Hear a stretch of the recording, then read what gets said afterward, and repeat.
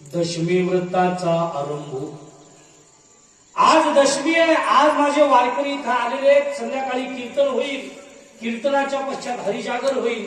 पहाट काकडा होईल. सगळे वारकरी चंद्रभागेच्या स्नानाला जातील. परत भजनाला सुरुवात होईल. एकादशीचं पुन्हा कीर्तन होईल. रात्री भर जागर होईल. पहाट काकडा होईल. द्वादशी सोडण्याकरिता सूर्योदयाला आम्ही नदीच्या पहिल्या तीराला जाणार आहोत. चंद्रभागेच्या पहिलं तीराला. कोणाच्या घरी देवा? चोखोबाच्या. अहो देवा, चोखोबाला तर लोक मंदिरात येऊन घेत नाहीत आणि तुम्ही थेट चोखोबाच्या घरी जाणार? हो म्हणजे एकटच नाही, सगळ्या साधू संतांना घेऊन जाणार. आणि तुमच्या अमृताची शुद्धी आम्ही तिथं करूया. 2 दिवस इंद्रदेवाने मुक्काम केला पंढरपुरात. 3रा दिवस उगवला सूर्योदयाला.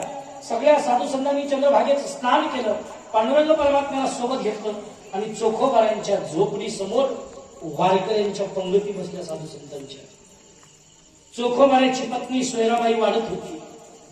तेवढ्यामध्ये इंद्र अमृताचा कुंभ घेऊन तिथं आला. इंद्र म्हणतो, एवढं माझ्या अमृताची शुद्धी करून द्या. देव पानावर बसलेले पत्रावळीवर. देवाने चोखोबाला सांगितलं, चोखोबा, इंद्रदेव आलाय बाहेर. त्या इंद्रदेवाच्या अमृत कुंभाला स्पर्श कर. चोखोबा म्हणले, देवा, माझ्या स्पर्शानं लोक मला अस्पर्श समजतात, विटा झाला असं म्हणतात, आणि तुम्ही अमृताच्या कुंभाला माझा स्पर्श सांगतात. देवानी सांगितलं, हे माझं सांगणं जा.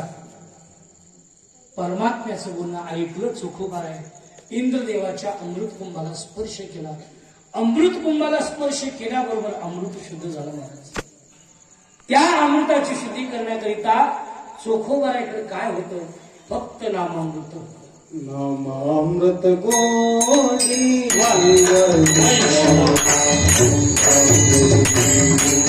नामामृत गोडी